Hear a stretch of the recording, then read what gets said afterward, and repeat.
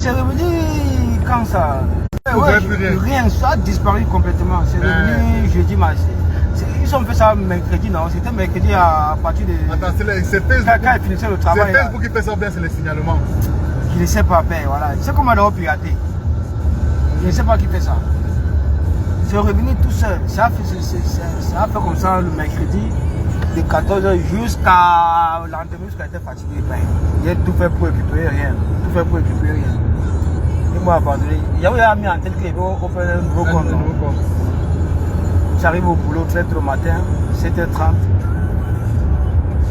Après, je vais prendre un thé ou un café là-bas. En prenant mon café, non, j'ai cliqué sur Facebook. Ça veut dire qu'en un clic, vous pouvez vous connecter. J'ai cliqué aussi, comme ça mon compte vient de faire. Jusqu'à maintenant là. Je n'ai pas fait quelque chose bien comme ça, je n'ai rien fait. Bon, maintenant, je dois sécuriser ça. Ouais, Maïté et moi, on va faire ça à Bruxelles là-bas, on s'est appelé. C'est qu'il est fort pour le dire comme ça. Il est là, il sera là-bas. Il est devant lui, Savannah. C'est le fils de Winnie Savannah. Oui. C'est un bon fils là.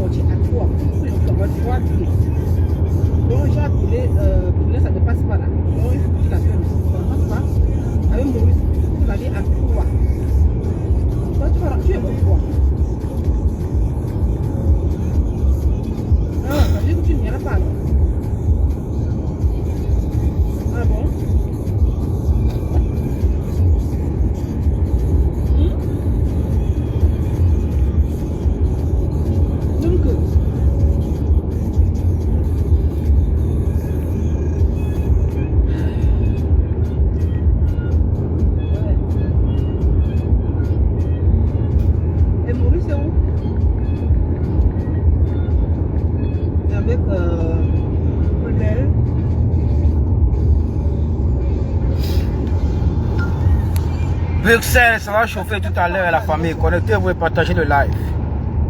Vraiment, je déplore les personnes, les combattants, surtout ceux-là qui veulent le changement. Ceux-là qui se sont... Ceux-là qui se sont... Ceux-là qui se sont investis dans ce combat, parce qu'ils veulent le changement, vous n'avez pas le droit de rater Bruxelles. Bruxelles, c'est très important que tous les combattants, tous les Camerounais soucieux du changement au 237 puissent être présents. Vous devez être présents à Bruxelles. C'est très important d'être rassemblés aujourd'hui devant le Parlement européen, devant l'ONU, pour dire non aux actes de torture perpétrés au Cameroun. Nous allons tous dire non aujourd'hui à la torture au Cameroun. Non à la torture au Cameroun. C'est pourquoi nous allons tous à Bruxelles. N'oubliez pas, vous le savez tous, le Cameroun a ratifié les traités contre la torture, contre la violation des droits de l'homme, contre les libertés individuelles, les libertés collectives, contre tout ça. Mais il n'a plus rien du tout. Vous savez très bien, comme moi, que le Cameroun applique ce qu'on appelle qu'une démocratie de façade. Il n'y a pas la démocratie au Cameroun, pas moins que la justice. Donc il faut que les choses changent. Il faut rappeler aux organisations internationales, rappeler à la communauté internationale que les conventions, les traités que le Cameroun a ratifiés ne sont pas respectés. C'est pourquoi aujourd'hui, nous sommes tous en chemin pour Bruxelles. Oui, oui. Il y aura une très grande manifestation qui va regrouper en son sein bon nombre de Camerounais pour dire non à la torture au Cameroun. Parce que la vidéo de Longueur, c'est resté toujours en travers de la gorge. Depuis que les Camerounais se font arrêter, depuis que les Camerounais se font torturer dans ce pays, depuis, même en 2018, vous avez observé, les militants du MRC qui sont fait arrêter, qui sont fait torturer. Parmi eux, il y a certains qui ont été condamnés à 1 an de prison, d'autres ont été condamnés à 2 ans, d'autres ont pris 3 ans, d'autres ont pris 4 ans, d'autres ont pris 7 ans. Et avant même qu'ils ne soient condamnés, ils ont d'abord été torturés. Mais là-bas, on n'avait pas de preuves. On n'avait pas de vidéos comme on a reçu la vidéo de Longueur aujourd'hui. La vidéo de Longueur prouve seulement que les Camerounais se font torturer depuis des années. Depuis que Paul Biya est au pouvoir, c'est cette pratique-là que tous ces partisans, toutes ces personnes-là qui travaillent pour Paul Biya, toutes ces personnes-là qui font partie du médiocre RDPC, c'est ce genre de pratique qu'ils exercent sur nos propres concitoyens au 237. La torture, la répression, la torture, la répression, la torture, la répression, la liberté de penser, la liberté de s'exprimer, la liberté de choisir, la liberté de manifester. Tout cela doit changer. C'est maintenant que nous devons préparer 2025, afin que 2025 nous puissions avancer sereinement en vue de ce changement-là auquel nous nous sommes engagés depuis aujourd'hui plus de 8 ans. Nous devons préparer 2025 maintenant. C'est maintenant, ce n'est pas demain, ce n'est pas après-demain, c'est maintenant qu'il faut préparer, qu'il faut tout arranger. Nous voulons voir les Camerounais fiers, demain après-demain, de s'exprimer, d'envahir les rues au cas où les votes, au cas où le RDPC va s'aventurer à voler encore une fois de plus les votes ou bien les urnes des Camerounais. La peur, je pense qu'aujourd'hui, la peur a changé de camp. Nous ne devons plus avoir peur d'un vieillard de 93 ans qui n'a plus toute sa tête, qui n'a plus toutes ses capacités mentales, physiques et intellectuelles. Paul Biya est complètement fini. Alors, il faut maintenant le pousser à la sortie. C'est très important que nous poussons Paul Biya à la sortie. Paul Biya doit partir avec tout son gouvernement. Il doit partir. Il n'y a aucun Camerounais qui va se laisser diriger par un vieillard de 93 ans. Ça n'existe pas. Ça n'existe pas. Ne vous laissez pas manipuler par ça. Ne vous laissez pas manipuler par ça. Paul Biya est fini. Paul Biya est complètement fini. Il doit partir. Quand vous observez aujourd'hui ces partisans lui demander de se représenter encore une fois depuis en 2025 pour un prochain mandat de 7 ans, vraiment, toutes ces personnes n'aiment pas ce pays. Toutes ces personnes ne vous aiment pas. Depuis 43 ans, que Paul Biya et tout son gouvernement sont la tête du pays. Qu'est-ce qui a avancé? Qu'est-ce qui a changé? Qu'est-ce qui a avancé? Qu'est-ce qui a changé? Et regardez seulement, en ce moment, vous pouvez observer son ministère des Finances, qui ne passe que son temps à augmenter les impôts, augmenter les taxes, augmenter les impôts, augmenter les taxes. Les caisses de l'État sont vides. Ils ont tout pillé. Ils ont tout pillé. Je dis bien, ils ont tout pillé. Alors, vous pouvez observer maintenant comment ils sont en train d'asphyxier la population.